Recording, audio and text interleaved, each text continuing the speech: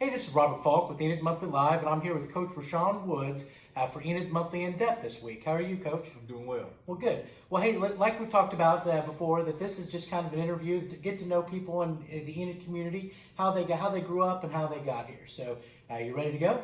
Oh, yeah. All right, great.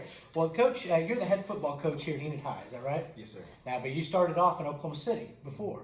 So where'd you grew up in Millwood? Did you grow up there is that where you were born? Yeah, I was born in Oklahoma City. Went to Millwood High School my entire life. Mm-hmm. So, and that's kindergarten all the way through graduation. Now, is that at Millwood? Is it the school, kindergarten, and everything on the same campus? Yeah. Okay. How many kids did you graduate with? 36, 38 kids. So even though it was an Oklahoma City public school, it was one of the smaller. Yeah, it was 2A. When I first started, it was 3A, and they moved to 2A by the time I got to high school. Mm-hmm. Okay. How many kids, or brothers and sisters, do you have? I have 2 sisters and 3 brothers. Okay. Are you the oldest? I'm middle. The middle. Third. Okay. So the older than you is who? Wanda, she's my older sister. And then Gary Woods is my older brother. Okay. And then you've got 2 younger brothers. Yeah, I the know. one, and then Donovan, and then Akia. Okay. So you were kind of right there in the middle. Yeah.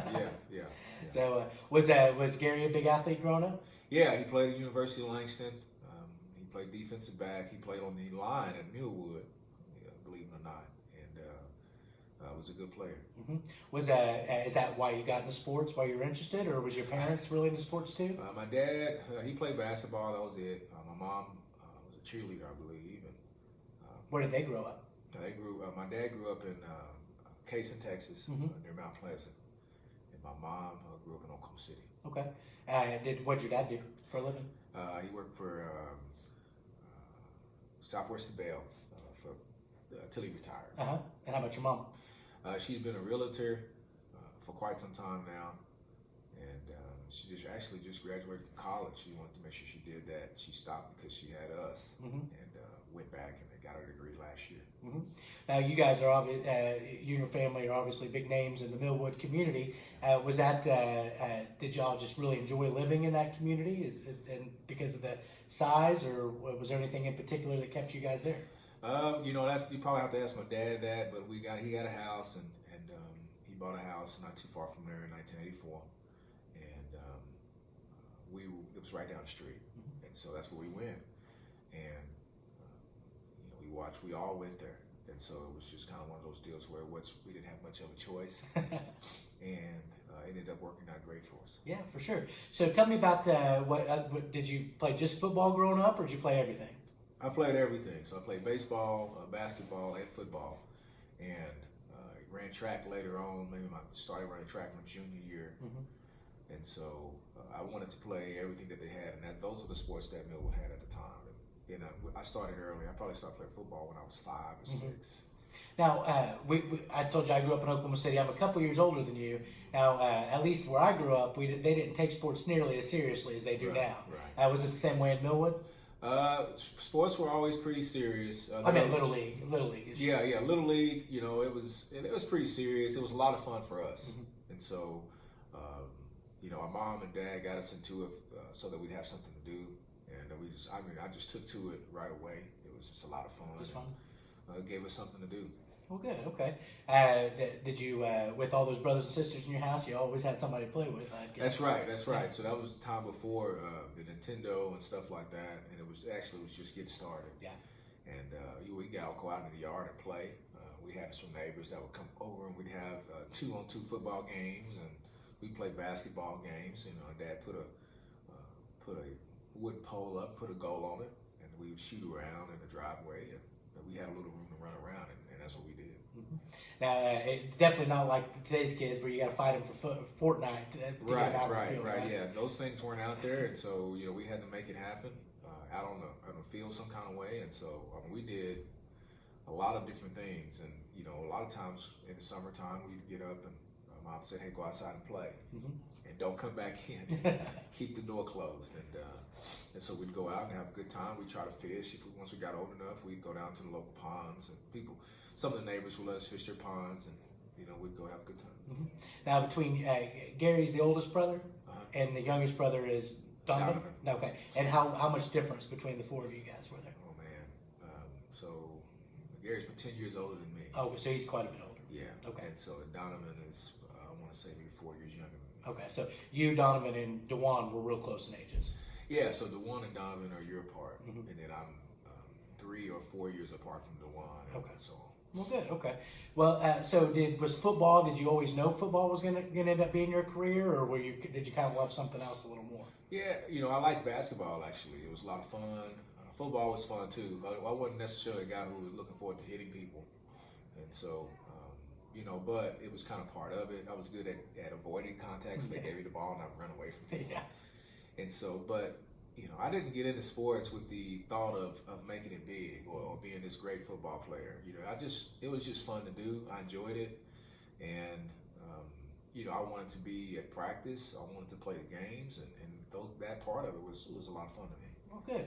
Well, at a smaller school like Millwood, it's almost expected that most of the boys play some sports. That's right. We played them all, and so that's one thing. Like at Enid, we need to have that happen. Although we're 6A1, we're the smallest 6A1, and so we need everybody to play those sports to be competitive. And it was the same thing at Millwood, except everybody that you played, they did that. Mm-hmm. And so it was just going from one.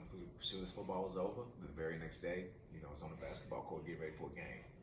Did you have any kind of favorite memory, or have a game or something that happened during high school that you? Yeah, so we had this deal called the Soul Bowl that we played every year against Douglas, yeah. And it was such a big rivalry game. And Douglas was pretty good in their day, and they're a couple of classes up, right? Right, they were 5A. Yeah.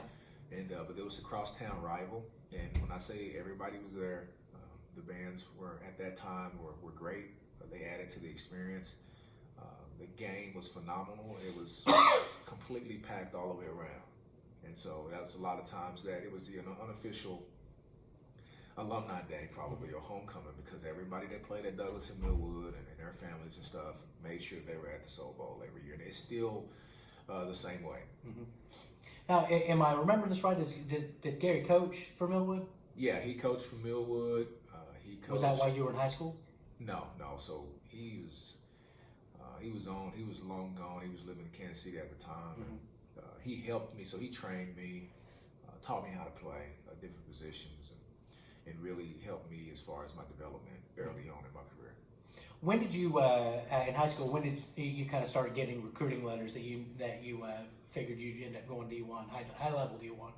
Yeah, so my junior year, after my junior year, my older brother made a highlight video of me, and it was probably about a cassette tape of about 30 plays. And this was a lot harder to make highlight videos back then, right? And he sent it, he mailed it to OU, Oklahoma State, and I want to say maybe Kansas State or somebody else. It was 3 schools. And at the time, Bob Simmons was the one that got it. And they took a look at it, and that spring going into my senior year, they came down to watch me and watch Elvin Craig. Mm-hmm. And after they saw us go through spring, they offered me a scholarship. Okay. So this was the beginning of your junior year? No, this is the beginning of my senior year. Oh, beginning of your senior, okay. I played receiver my junior year, and I did really well. And from that, we made a highlight film. Mm-hmm. And I started at Millwood my sophomore year. I played corner, and I was a defensive guy because my brother was a defensive guy. And so my junior year, though, the receivers graduated. Mm-hmm. And so when they did that, well, Coach Willis asked me, hey, you want to play receiver? And I was like, well, yeah, I'll play it. They don't have anybody. Mm-hmm. And so I kind of played it by default and ended up being pretty good at it. Who was your quarterback then? Jimmy Moore was my, let's see, make sure I get this right. I believe Jimmy Moore was my quarterback my junior year, and Saniki Wilson was my quarterback my senior year. I see. Was there anybody else that you played with that we may have heard of? Yeah, Elbert Craig. He played at Oklahoma State with me, mm-hmm. and he was a really, really good player. And he was a really good player. Well, he was defense, right? Yeah, he played safety. Yeah. He was a stud all the way through, and was even more highly recruited than I was. Mm-hmm. Matter of fact, they saw me because people were recruiting him. Well, that's cool. Well, so when you started playing wide receiver, did you really like it, or was it just kind of like? Oh yeah, I definitely liked it. I was able to track the ball very well. I had great ball skills, tremendous ball skills. I wasn't extremely fast, but it was a lot of fun to play it, to catch touchdowns, and have that opportunity. And how tall are you? I'm 6'2". 6'2". Okay, so you're a reasonable size for a wide receiver. Oh yeah, I ended up being right where I needed to be, but that stuff you don't realize. Well, at least I didn't when I was playing. But being 6'2", probably 165 pounds at the time, rangy and could go get the ball was something that the Power 5 conferences want. Yeah. Well, one thing it's really good that you got to play a lot of sports, and one thing that you hear a lot of coaches talk about now is, especially college coaches, that they like to see guys play a lot of sports in high school.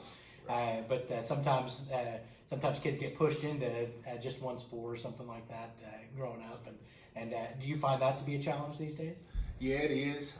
The most important thing that you can do now that I'm a coach is just make sure that you're advocating for kids to play multiple sports.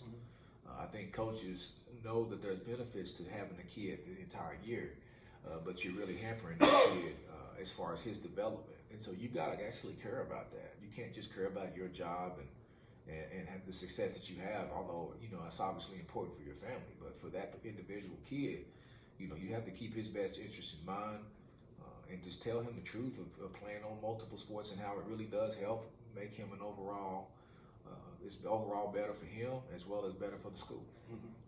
Well, tell me a little bit about your recruitment. You said that Bob Simmons was he was the coach at OSU at the time. Yeah. And now you said that you got your offer. Was that your first D1 offer? It was my first D1 offer. I didn't get many, and so that was my first one. And after a couple of weeks, I accepted it. Mm-hmm. I mean, I didn't want to. I knew that's where I wanted to go, and so it was all happening so fast. I already knew that Oklahoma State would be my first choice if I was recruited by 40 schools. Really? And so I grew up watching them, and I knew that's what I wanted to do. And really, my older brother, who was training me, told me, "Hey, man, it's probably not a good idea. You should want to go somewhere where they're throwing the football." And so at the time, Oklahoma State didn't throw the ball. Mm-hmm. And so they would run the football, and they played good defense, and that was kind of it.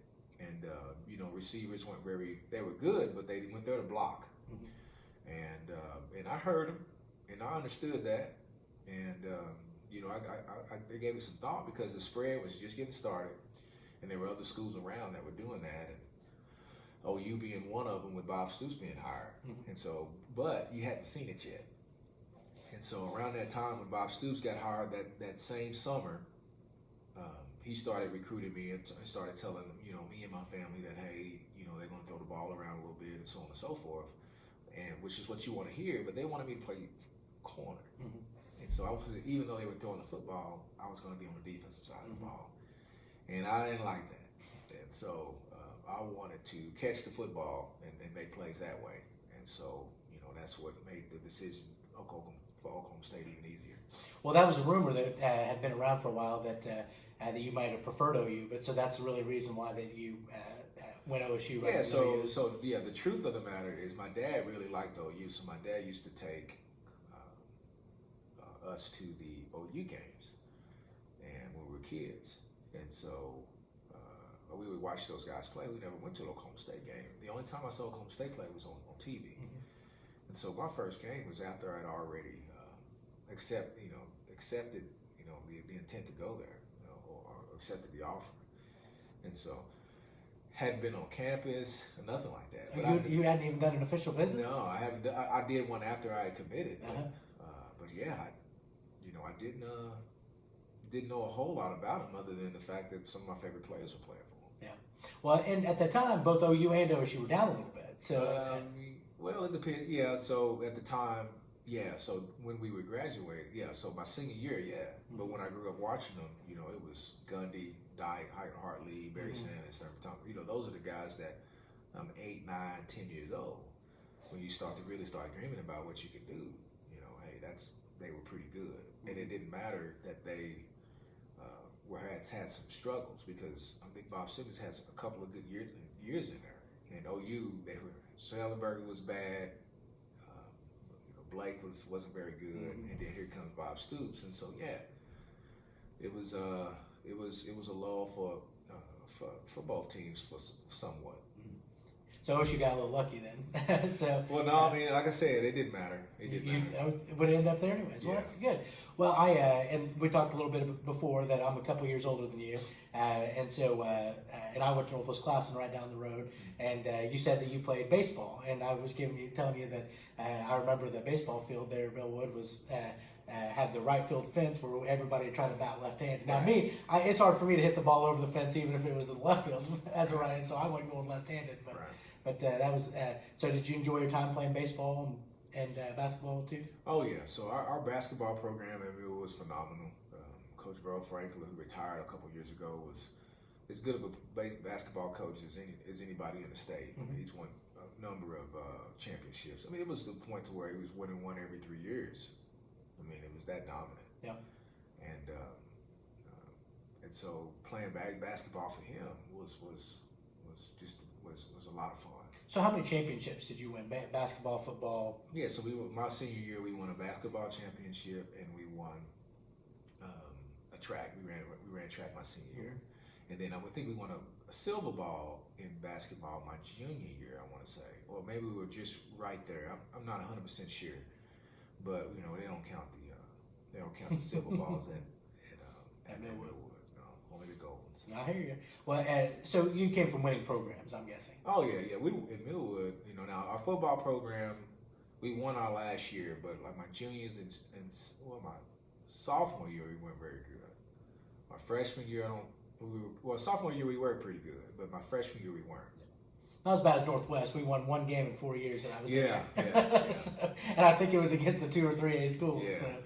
We they have some of the challenges. They had some of the challenges then that Enid does now, with being a smaller school and participation numbers and things of that nature. So, and we'll get to that in just a minute. Now you went to OSU, and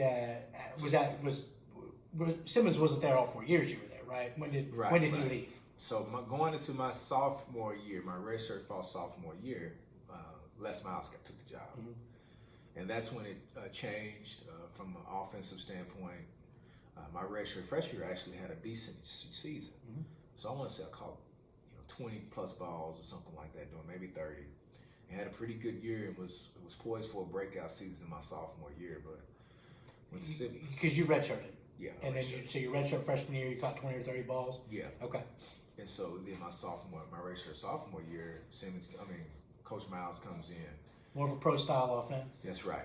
Play action, simple reads, power run game, and it was play action down the field, one-on-one routes, and I was able to win. It just fit me.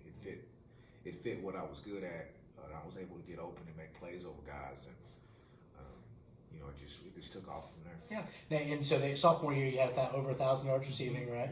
Yeah. Now was that the year that y'all beat OU, or was that the? I think it was the year we beat OU. Yeah. It was. Y'all were about 3-8 or something like that. And that's right. They were looking for a championship that year. That's right. I still have the framed picture of that that game. So was that one of the highlights? It was. Catching that pass. Yeah, it truly was. I mean, we as a team, we were pretty young, and we had some flashes there early on of being able to do some things. And as we continued through the season. We were getting better, but so were the other teams, and it was difficult. I mean, it was Big 12 was extremely tough, just like it is now. And we got into the OU game and flat out put it together. I mean, I don't know how else to say it. The defense played lights out, and as we started to get momentum, it just started to overflow. OU weren't executing the way that they normally have, and we didn't have mistakes that had cost us previous games. And before you know it, once you get a sense that hey, we can win the game, it became a situation where guys were playing out of their minds, and that just continued until we were right there to have a chance to win it, and we did. Now, what do you think, if you have an idea, that Les Miles had a pretty good record against OU? during his career. And then most people would say that Coach Gundy's teams have been better, but haven't had nearly as much success. Is that because OU is just a better team now than they were back then? Even though they were pretty good then, they won a national championship. Or was there a different kind of focus on winning that particular game? Yeah, I don't know. I don't know if there's the correct answer to that. I know one thing that I do know is Les Miles' first game as a head coach, we won it. Mm-hmm. And so with us, we knew that we can go in and win. And so that the perception of it or the mindset of it is different. So that next year we went in there, we get after them, and it's not anything out of the ordinary. We knew that we were able to do it, and we were a better team that next year as well. You got 3 touchdowns. That's right. That's right. And so we knew going in that, hey, OU at the time, and I've talked to Stoops about it. They felt like they had guys who were good enough to cover me one-on-one my junior year, and they were wrong. They were. And so my senior year, they kept 2 guys over me the entire game, which really, really shut me out. And but that's what they. And they won the game. That's right. And if they would have done that all 3 years, we probably wouldn't be sitting here talking. Mm-hmm. But like I said, when you're big time, and it's one thing as coaches. When you're really, really good, sometimes you think that, hey, you can just do things right and it'll be enough. And, sometimes that's where success could, be hamper you a little bit. Mm-hmm. And I think that was a classic situation of just not having the amount of respect that you would, say, if they were playing Alabama. Yeah. Okay. And so now with Gundy, they've always been prepared when they come in and play the game. And both teams have been better.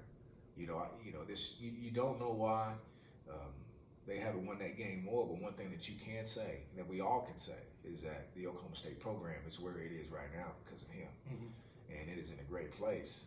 And so, we're doing the radio there and watching every game. If you focus on just that one game, you really take away from the success of the program that they built there. Well, and that's what I tell people is that, I'd rather go 11-1 and lose to OU than go 0-11 and beat OU every year. So, it makes no sense to me that people really focus on that game so hardcore. But, like I said, the program's in a great space. For being, you're playing there, you got to have a certain love for it that people that don't, like me, have. But, as a fan, for sure. Well, tell me a little bit about. You said your brother's 3 or 4 years younger. Were you still there when they were recruiting him? Yeah. DeJuan? So both my brothers they were tremendous high school athletes. So DeJuan and Donovan had won 3 state titles at Millwood in a row, and they were phenomenal. They were bigger than I was. They were more confident, and Donovan was just a phenomenal. He played quarterback for him, and he was just bigger, stronger, faster than everybody on the field. He was probably the best individual athlete out of all of us, and we were hard on him when he was a kid. That's probably why. Probably. So you're saying Donovan was probably the best athlete? He was. It ain't no question because he could run, he could move, he could do all the things that we could do. Now he didn't have the ball skills that I had or that DeJuan had. He didn't have the ball skills to catching and stuff like that. But from physical movement and running and changing direction and stuff, he had it all, and he was strong. And so he was just a different build guy. DeJuan had all the ball skills that I had, but he wasn't as fast. He was a little bit bigger. And he was more finessey. He just wasn't as fast, and he wasn't as tall. But he had the confidence. He was more confident and made more plays. He was a guy that, in a basketball game in high school, he'll go down the lane and just dunk on you. And he was explosive like that. But my younger brother wouldn't do it. I couldn't physically do it. Not to mention, I didn't have the mental.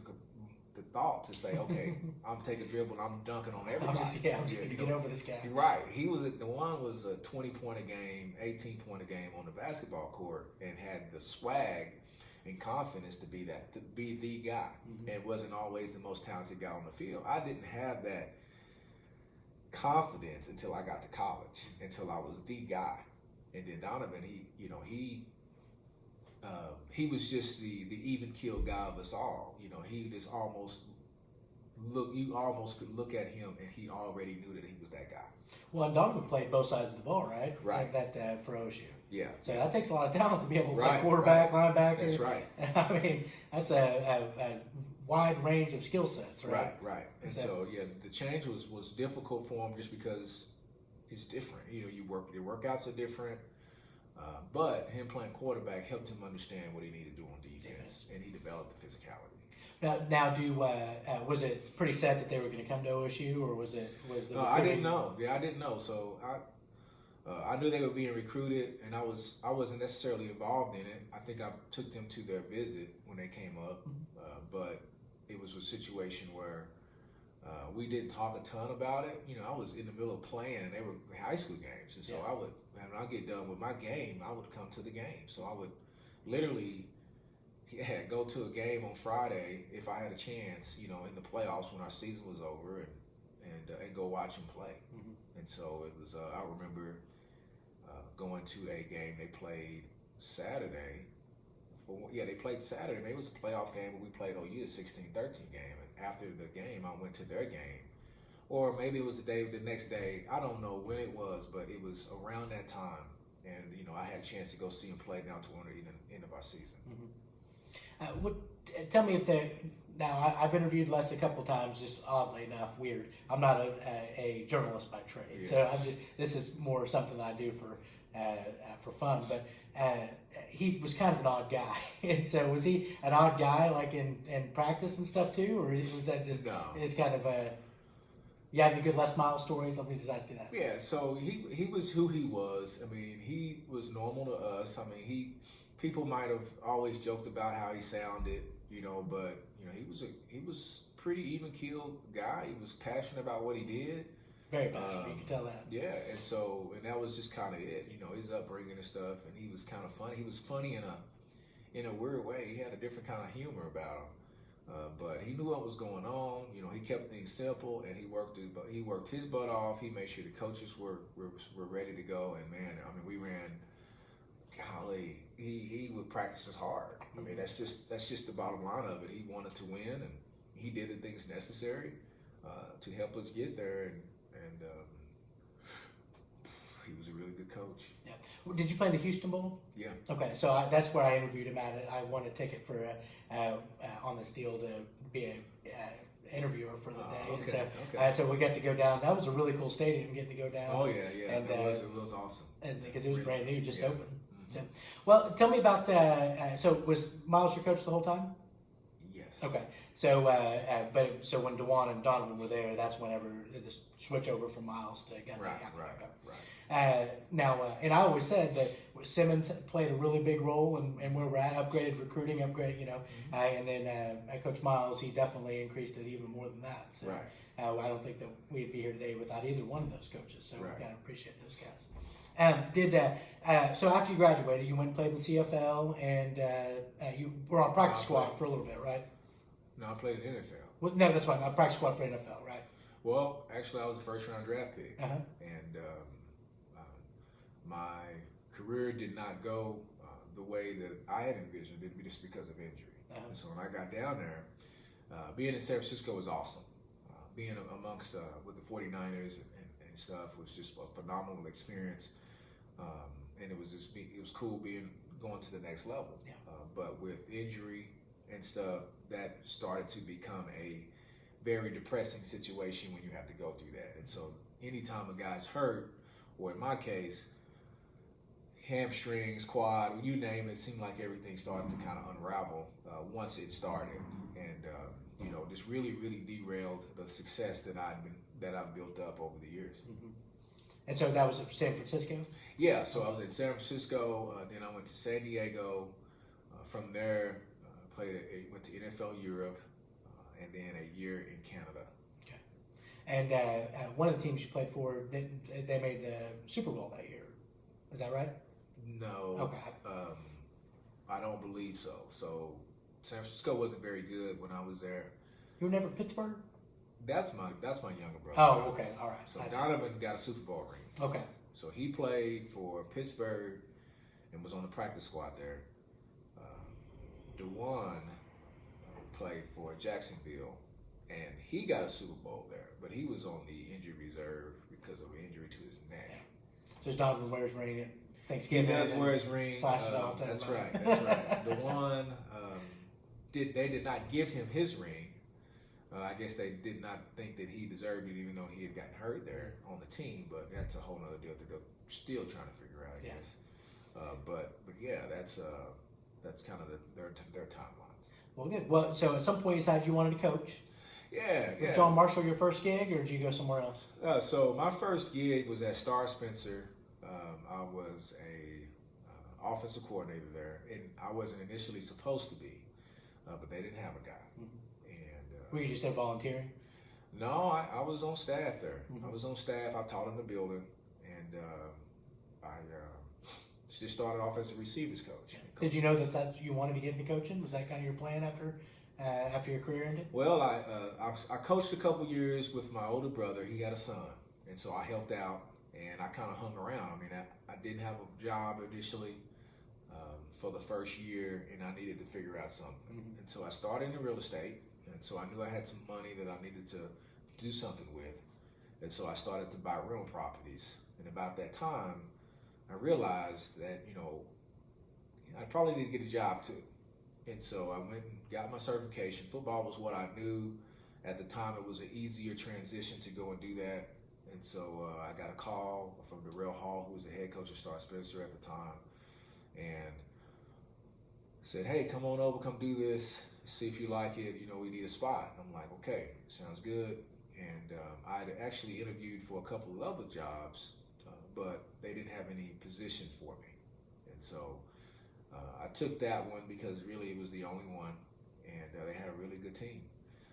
3 games in, they promoted me to offensive coordinator, and our offense was scoring 40-something points a game. We were able to simplify it enough and do some things with the quarterback that gave us an edge. And so we were once we kind of got it together, and I had time to kind of work with the guys over there, we had so much talent that nobody could come close to us after probably I'd say about the 5th game. And what class is Star Spencer in? 4A. They were 4A at the time. And so we rolled everybody, scored a lot of points, and they played great football. They were a really good team, and we won the schools. I was part of the school's first state championship. Bet you that was exciting. It was, because for me at the time, it meant a lot because of how hard things were for me at that particular time as it is associated with football. And so having that joy from football, when at the moment it had been like such a not necessarily a happy time to be around the ball again, to win it all and get that fire back is what really propelled me into coaching again. Yeah, great. And so y'all did pretty well there as the offensive coordinator. Yeah. What was your next position after that? Yeah. So the Coach Hall left and took the Booker T job, and I tried to apply. Well, I did apply for the Star Spencer job. I did get it. They didn't think I was ready, and so and then they brought in a guy there, and he was in the classroom. He ended up taking my position, and so. Millwood created a position for me. Avery Gilliland, who was the head principal at the high school, created a PE position for me, just for me, so that I could come over there. And it was one of the greatest. I knew him. We were associates, but not best friends or anything like that. But he did that for me, and I took that job, and I went over, and I was an assistant high school coach, and I coached I was a head middle school football coach for 3 years. And during that time, our middle school programs they were already really good. And so when I came in, I kept that going, and we didn't lose a game in 3 years. And then I coached receivers with the high school when I was done with middle school practice. How long were you there at Millwood? For 3 years, so 3 or 2.5 years. Then they ended up ending when Avery Gilliland left, and he took a principal's job at Putnam City. As soon as he did that, my job was taken away by the superintendent, and so I needed to find another job. And they wanted to change. They didn't necessarily just take it away, but I needed to find a job, they put me in a classroom. And it all happened so fast. I was like, you know what? This is going to be a tough transition I may not have a job after this year because I knew cuts were coming. And they don't necessarily tell you that. You just kind of pay attention. Yeah. And so if you get a change mid-semester, you got to make a plan. You got to make a change. And so that's what I did. I applied to schools in town. And at the time, John Marshall hadn't won a game. Mm-hmm. And I applied for John Marshall, I applied for Chandler, and I applied for Southeast. I didn't get a call at Chandler. Southeast called me. The athletic director called me, but he didn't offer me the job. He just called me to see if it was really me. Mm-hmm. And one of the ninth grade principal that was at John Marshall saw my resume on the desk, so I didn't apply to John Marshall. But he saw my resume, and they were looking for good candidates for the John Marshall job, and they, quite frankly, didn't have any because the program at the time was the worst program in Oklahoma City. And outside of Millwood, Star Spencer, that the bigger schools, they have a difficult time finding coaches anyway. Right, especially they'll stick around. Right. So like even Classen had beaten that year before I got it. Classen had beaten John Marshall, I think, by 30 or 40. And so that just that tells you something. Yeah, right. And so it was just a bad situation. But he saw it. He saw my resume and he gave me a call.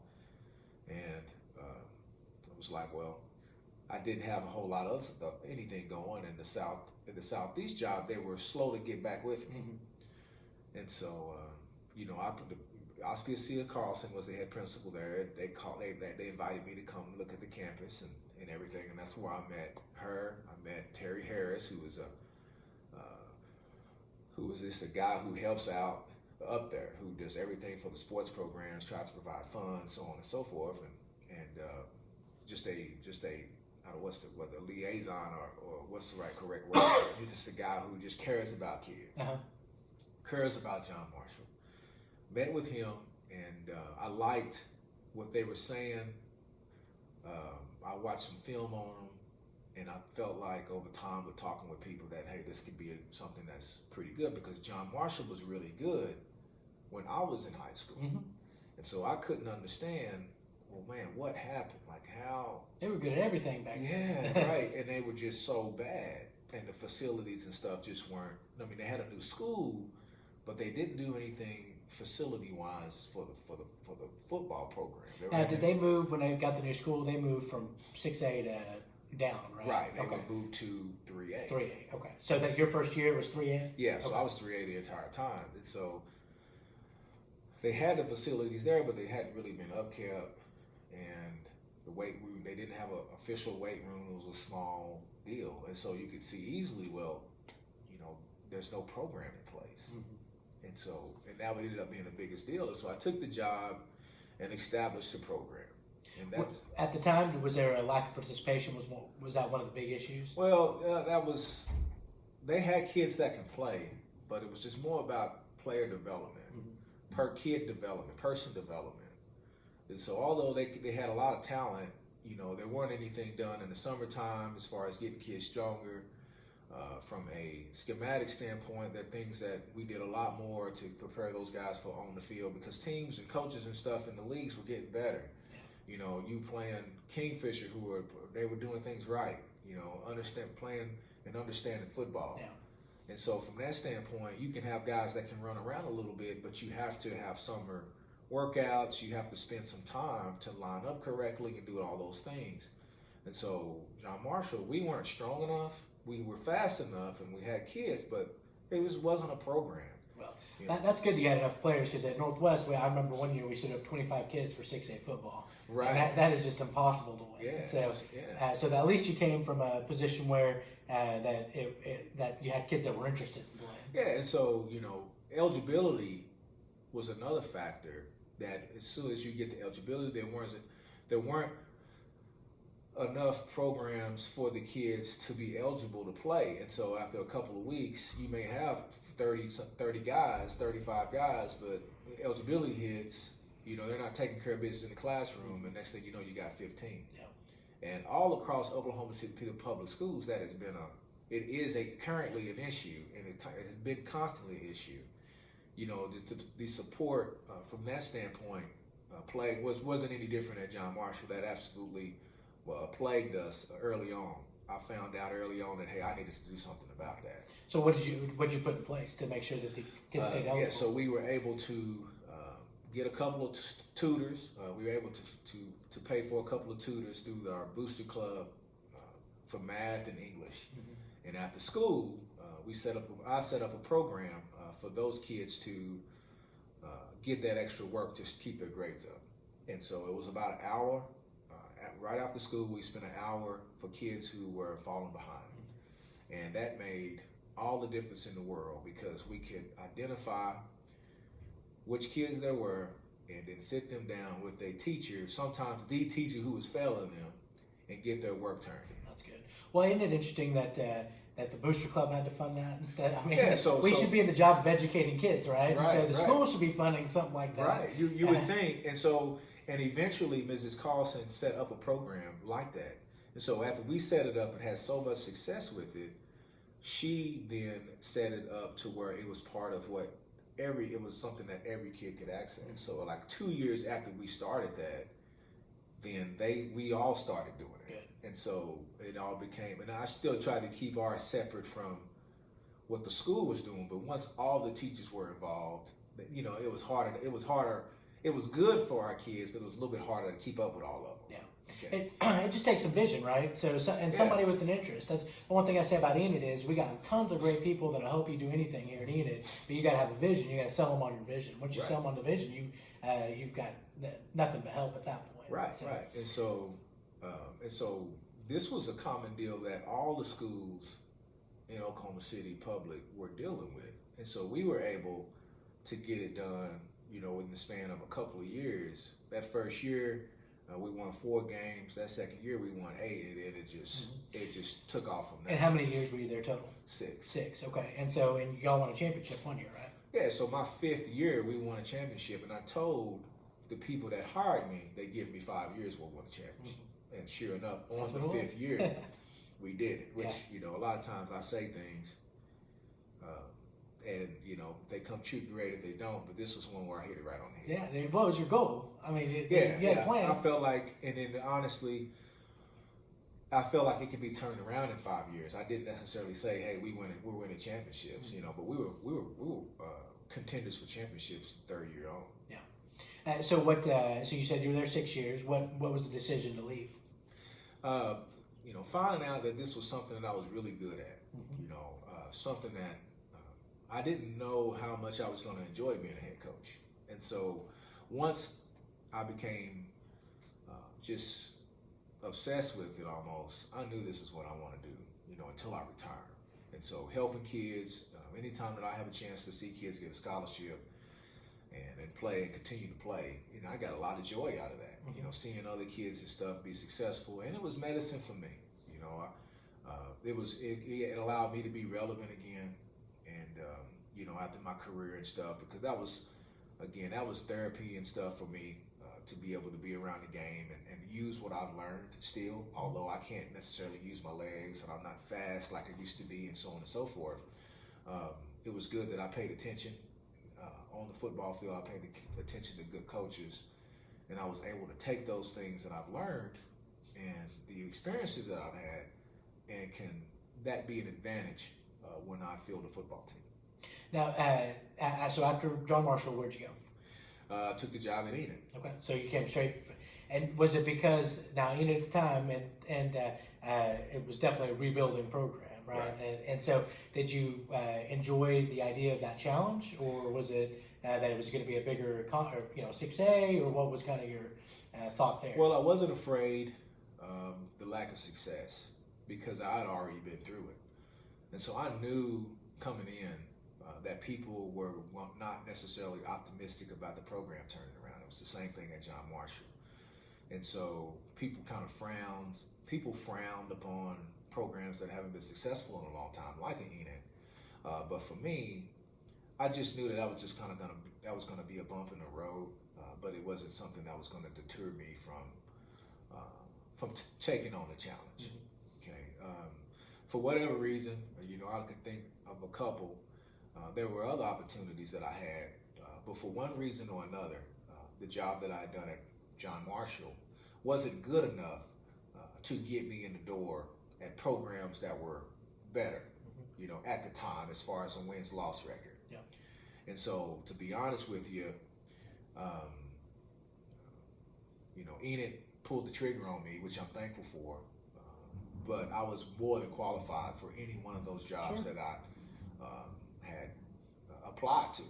And so, but Enid took a chance on me, and it's been really, really good so far. And Now you've been here 2 years? 3 years? yeah, 2 years. 2 Okay. years. And so the first year, it was a lot worse than what I initially thought. And the only reason why it ended up being that way is because of the mindset of the kids and the parents' vision of the program. Mm-hmm. And what I mean by that is the kids that were playing on the team were so beat down from a mental standpoint that those seniors, a lot of those kids didn't come out. So when I got the job and it got the change, well, a lot of kids had maybe been crying about change for a while. Mm-hmm. But when change happened, a lot of them kind of felt like it was too late. And so maybe 5 or 6 starters on that particular team didn't come out for one reason or another. And it's amazing how many reasons they come up with. Well, football's hard. Yeah. I mean, that's the thing, right? Is Right, that right. football's hard. So Right. you've got to have a certain level of dedication to want to be there. That's right. And so from that standpoint, I was initially excited about the kids that we had on the team because a lot of them had some ability, and for whatever reason, they didn't do well. They weren't doing well, and I felt, well, we got some kids with some ability. Let's just give it time and let's just build the program the way that I want it, and we'll benefit from it. But for about 6 or 7 of them, they never gave it the opportunity. Yeah. And so that first year, we ended up playing. Oh man, we played 3 seniors all year, 3 or 4, because the 4th one got hurt, and I think I only had 7 seniors on the team. Okay, and so and when you're playing against a team that's nothing but seniors, teams in 6A1 are graduating 33 seniors, 34, 30, 40, right? And even the smaller 100 teams, kids coming out. yeah, Football right, too, so. right. So you got 100 kids, we got 55 kids. Mm-hmm. Okay, so when I tell you, coming out there with sophomore kids and playing freshmen, it was not the ideal situation from that. But there were some kids too that wouldn't show up every day, didn't take it seriously. It was a lot like John Marshall, with the exception of the grade part. Like the kids, they didn't get their grades. I didn't have to worry about eligibility or talk to the teacher every day. As much, yeah. But, showing up to practice every day, understanding that, hey, if you're going to play offense, you got to know what to do, right? It was kids who thought they were supposed to play offense or play just because they could play, but they didn't understand how to play. They were just good athletes, that kind of deal. And it was just a bad situation. And so I was just like, the hell, let's just go on and take these young kids and teach them, because we're going to have them for 3 years, and so I just took my juniors and my sophomores and some freshmen and said, just didn't worry about whether if he didn't show up, we just kept going. And I was like, hey, it's going to be bad, but it'll be good later on. Yeah. Because I can't deal with chasing kids around. It's just not something that I do. And I'm not a guy who kicks guys off the team. I'm never that kind of guy, unless you're a severe detriment, like you're into things that would be bad for other kids. Yeah. But if you don't show up, if it's not important to you, then I'm going to go with the younger kid or the kid who shows up every single day, especially if he's a freshman or a sophomore kid, because He's got more upside. That's right. Yeah. He's got the upside.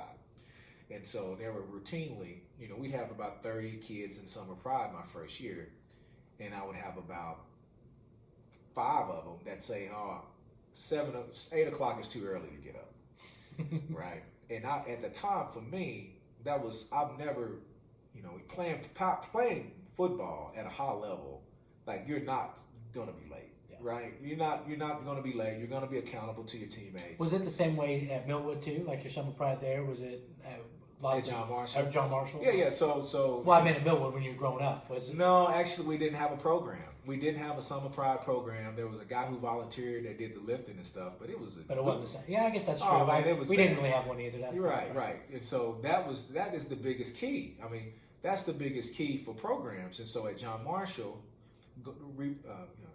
rewinding back to John Marshall, my first year I had 15 kids working out, or not even that, and I picked up 3 or 4 of them. By the time I left, every kid that was a starter on offense and defense was there 90% of the time in the summertime. Yeah. And it was expected. Not only that, they went to camps. I had 20 plus kids that coaches were taking kids to camps. If the parents could take them, they would take them. Parents would step up and take multiple kids to camps. So not just their kid. Parents stepped up and took multiple kids to camps, which was a phenomenal deal. Like, for instance, I have to throw a name out there. Kayvon Carey, Mr. Carey's dad, would take his son, Kayvon, and then 4 or 5 other guys to a camp at TCU, okay, or East Central, so they could go at camp. And that became the norm. Before I got there, they were like, why would I go to this camp? Yeah. What's an ACT? And it's not that people aren't telling them these things, right? But that's just what they're doing. They're just saying it. It's not a focus. Right. They're not. Somebody may say, hey, you need to take ACT. No. What people have to understand is that you just can't go tell a kid, hey, I told you that you should take ACT. Dude, walk him down there, sign him, make sure you watch him sign up, okay, and get his voucher so he can get a free ACT, okay, and then call him the morning of the ACT and offer a ride. Like, actually be proactive in helping the kid. Just don't say, hey, you should have listened to me, right? Because as soon as you guys walk off, it's nothing. You actually have to put some legwork behind it. Even in my family, my stepson's a junior, and so I've got to do that for him. Right, even though even though it's an expectation for him, right? They're just dinguses. Right, I mean, at the end of the day, they're kids. Yeah, they're kids. so that's how. And so it's the same thing at Enid. It was more kids in the workout, and it was in place. We got a strength and conditioning coach in Tracy Baldwin, which he was my strength and conditioning coach at OSU. Yeah, and that was a prerequisite. And so we'd only had about 25 to 30 kids that were showing up, and that's where I built the team. And that's how I do it every year. If you're not showing up, we're not even having a conversation of playing, right? That's not even in the conversation. Yeah. And so, well, tell me about this. Now, something that from somebody from Oklahoma City that come into and I was at Stillwater for 5 years and then came over here that I really noticed. It seems like it's a challenge, or maybe it's not. Is that we've got so many high schools that are so close to Enid, that a lot of these good athletes end up, especially what would be depth for our teams, end up at these other high schools. Is that an actual challenge, or? I thought it was going to be, but the reality of it is now for us is our program is really taking off from a preparation standpoint. Okay, we're really developing our kids to the point to where nobody's in town is doing things or have the resources that we have.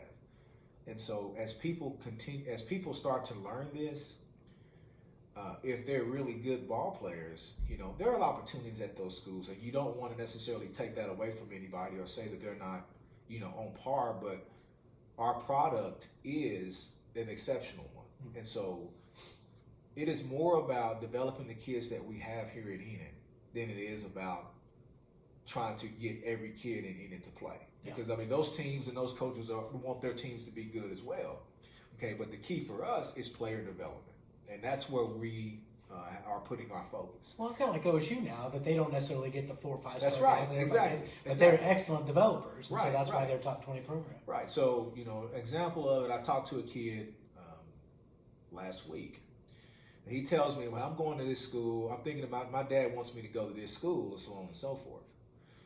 And I'm like, well, I can tell you right now, because you're in our program, your dad is telling you that, hey, you're going to be this unbelievable, you're going to be a superstar over there, right? But his dad and him, they don't necessarily realize why that is. It's not because he's just this overly talented. But when he steps on campus, every school in Enid will want every kid from Enid. Mm-hmm. after he's been in our program. Every one of my starters here, if they have to move for whatever reason, will probably be a phenomenal football player at any team because of the way we're preparing our athletes.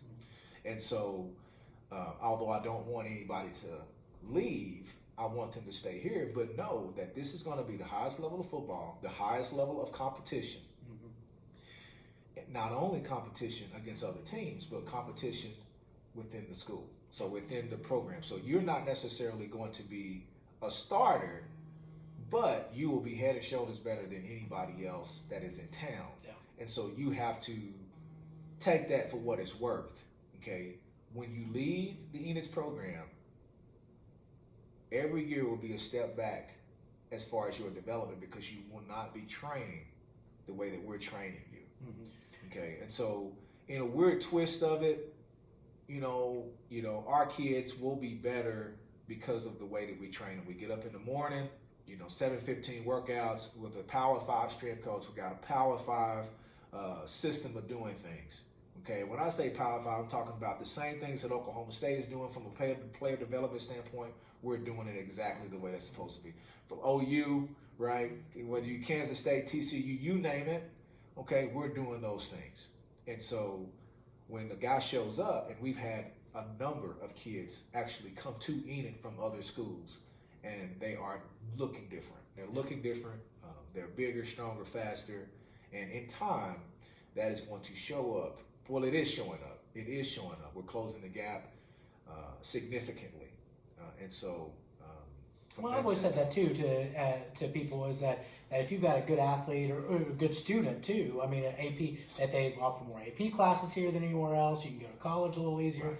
And so that we do offer a lot more opportunities from that perspective. Right. And so every school in town would have their niche or have their thing that they can try and promote to a kid and a family. That's what everybody's supposed to do. And so, but for me in our program, I'm not necessarily out trying to recruit other kids. It's all about the kids that are here because kids recruit kids, success recruits kids. And so the main focus for me is to develop the kids that I have. If I've got the talent, now I need to develop it to the best of my ability. If I don't, I need to make it the best that I can. And really care about the kids. And when we do that, I feel so good about where the program is now, just from last year, and we have our leading receiver, we have our leading sacks leader, our leading tackler. These kids were all sophomores, leading interceptions leader, all sophomore kids, and they're all coming back. They're going to be juniors. We'll have 20 seniors this year. We graduated 26 seniors last year. We got 30 juniors next year. We'll have 40 sophomores. And so the only thing that I'm looking at is from the time that I've started here, where is the state of the program? Are our kids looking like the other kids? That first year, we did not look like, we were not a 6A program. Yeah. Okay, we were more like a 4A program. Last year, we're still, in my opinion, not on the 6A1 level, but we were competitive in every game and should have won more than we had. We had Norman down. We were able to beat Memorial easily. But anyway, but we were competitive in every game and really, really made some strides. Okay.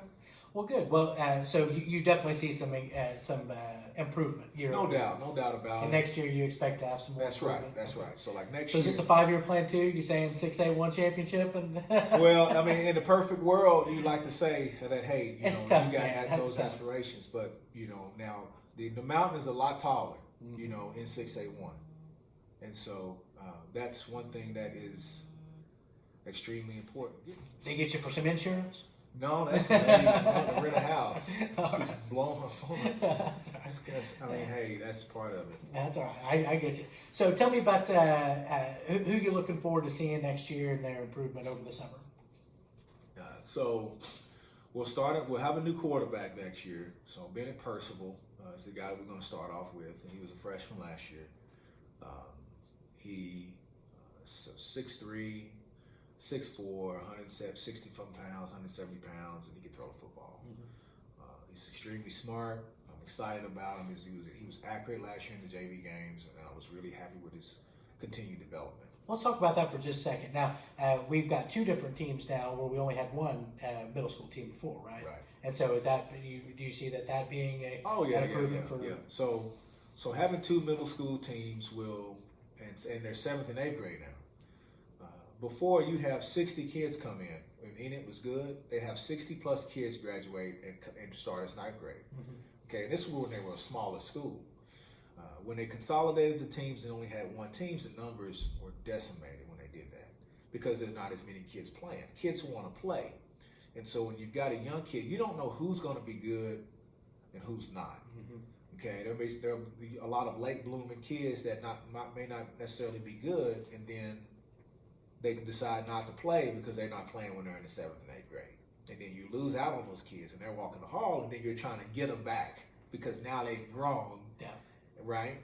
Well, if you have two teams, it allows for more kids to play and more kids to have a positive experience. So when they come to high school, that'll balloon your numbers, which is exactly what's happening. Good. So that was the plan, right? Yeah, that's the plan. Coach Tips, Billy Tips, our athletic director, has been spearheading that. And last year the teams were watered down a little bit because you only got, it was the first year, but they were competitive in most of the games, and a lot of those kids hopefully will come out and we'll see the numbers jump. Yeah, and that's kind of a little bit of a challenge that basketball doesn't have is you got to have a lot more players, right? And so it's harder to field a team if you. I mean, we ideally would like to have 3 teams, right? We'd like to have one for each of the middle schools, but finding 30 kids in each school to play is kind of a challenge. Right. And coaches and I mean everything else that goes along with that too. Yeah, and so I think it'll be better next year. So we're looking at a sophomore quarterback, somebody that's got some talent, can really grow with the team over the next couple of years. That's the plan, So I think my first year here, the guy Blake Priest, who's going to OU, as a junior, I kind of look back and I think, since he was my starter this year, should have I already put him in the fire this junior year, right? And it's kind of the same thing. Now everything's replaying itself again. I've got a couple kids that I really like, but one of them can really play receiver well too. Yeah. And so I want to try to get that right. Now it's not saying that. It's only speculating that you could have been better if you would have had more reps. Yeah.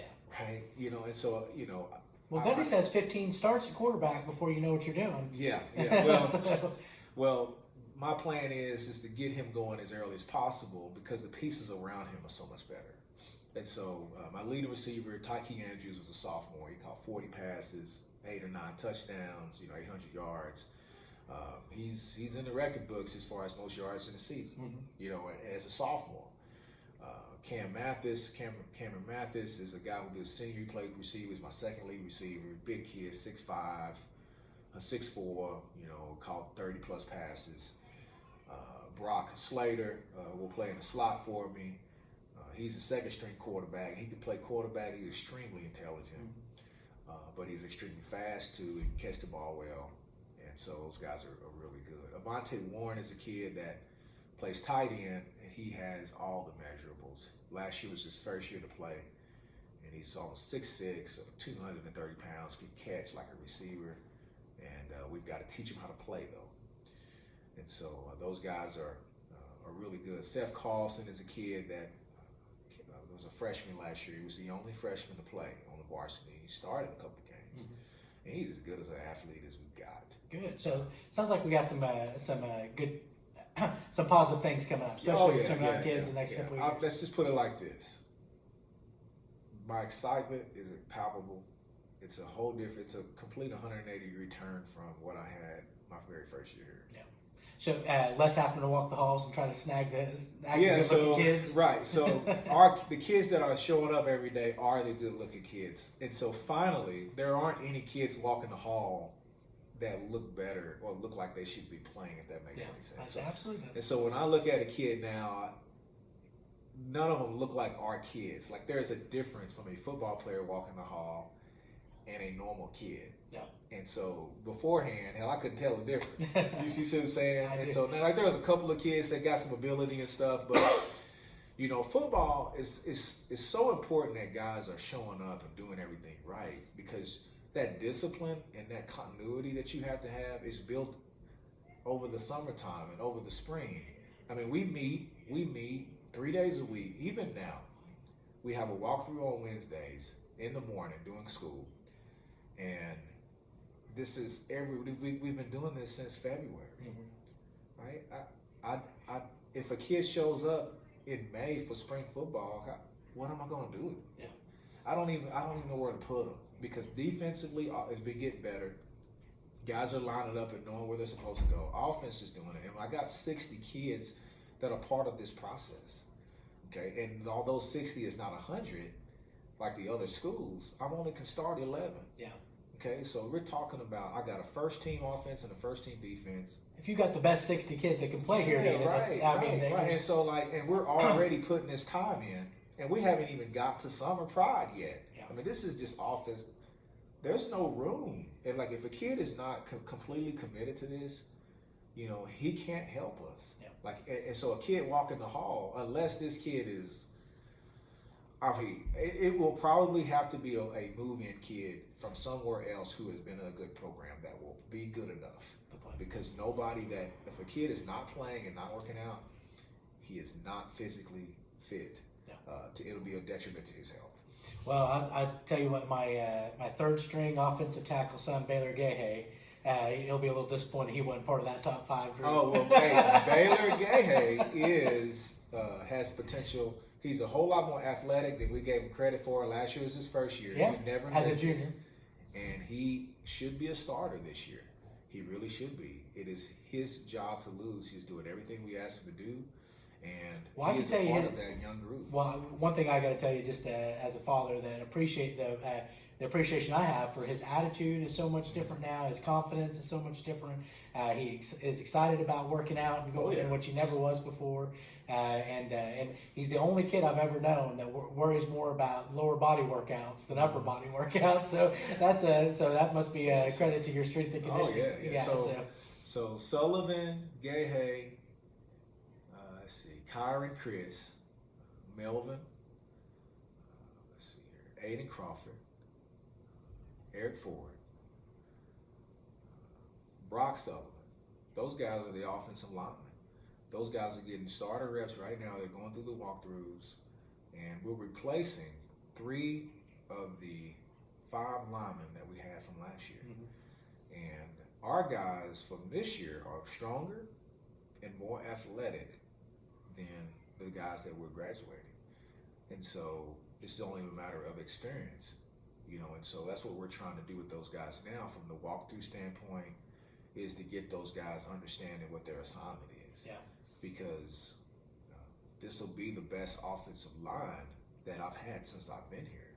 But again, the biggest thing that I like about them is I don't have to force them to be here every day. Those guys are guys that show up every day, right? And so they're so much further along than anything that I've had in the past. I had to fight and claw with some kids to show up every single day and work out in the heat. I mean, guys were complaining and crying about how hot it was, how hard the workout is, and so on and so forth. I mean, I battled some bad what's the word I'm looking for? Some habits and negativity. And I don't get that from this group. And again, that's another reason why I'm so excited about this group. It's because they do everything I ask them to do, not with a smile, not with having fun doing it. Like, they're excited about doing it. And that means so much more than, they're doing it, but they're pouting the entire time, right? It's not, these That's guys not aren't fun to doing coach, that. is it? No, it's not. It's not. Because I feel like I'm forcing them to do something that should be something they're excited to do. Yeah. And so because I don't have to do that, I know that if I need to push them a little harder, they're going to allow me to do that, right? And so, like, some kids, they won't allow me to get the most out of them because it's going to be pushback. Well, I can honestly say that with the offensive line, with everybody that I have, I don't have a kid on the team that is playing that is doing that. Now, if somebody's watching this and wants to help out the program, how can they help out? So we're going to have a couple of deals. We'll have fundraisers. We'll have a golf tournament July 17th that anybody can be a part of. Okay, you'll pay for a team. There will also be other awards associated with it. There'll be a gold, a silver, and a bronze sponsorship there. You can sponsor a whole. And then as far as Booster Club, we have a Booster Club. Okay, the Slaters are ahead of the Booster Club. Getting in touch with either me or our secretary here. You can be a part of the Booster Club. Things that Booster Club do for us is help with sandwiches for JV games, help with meals for varsity games, to help do our banquets, and so on and so forth. It just really just help all of the extra equipment we get, like knee braces and extra helmets and stuff, that comes out of the Booster Club. And so from an equipment standpoint, the Booster Club helps us with that, because a lot of times the school doesn't fund everything. And so when we go out of our way to try and protect the kids, whether it be things to help prevent concussions and so on and so forth, filming equipment, that extra tab is picked up by the Booster Club. And so that's where they can help if they don't necessarily want to help financially. A lot of times we'll do things like we may have some get-togethers. We've done FCA. We may do some parties and stuff where we may need chaperones to help with just kind of keeping the kids, in a place where if we are doing fundraisers, we're going to need all the help that we can get, right? And so it's a lot of different avenues that that really help us out as a program and help us be better. But I think the biggest way to help is if you're a parent and your kid is playing on the team, you have your kid is a direct reflection of, your responsibility and making sure the kid's there every single day. And if you're just doing that, if that's all you can do is just make sure that he's accountable, make sure he's there, you put him in a great position to be successful. And in turn, because the better your parents are, really the better the program is, because they're the one that's going to be responsible for making sure the kid gets there, making sure that he's paying attention to what's going on, make sure he's doing what he needs to do in the classroom, and so on and so forth, so that when I get him, I can focus on, making sure he's in the right place, coaching football stuff, and so on and so forth, to where when he gets out on the field, it can be a product that we're all proud of. Yeah. Well, good. Well, I'm really excited about what's going on here at Enid. Sounds like you are too. Oh yeah. And I just really appreciate you doing this. Oh yeah. Thanks for your time. All right. Thanks, man. Thanks, Coach.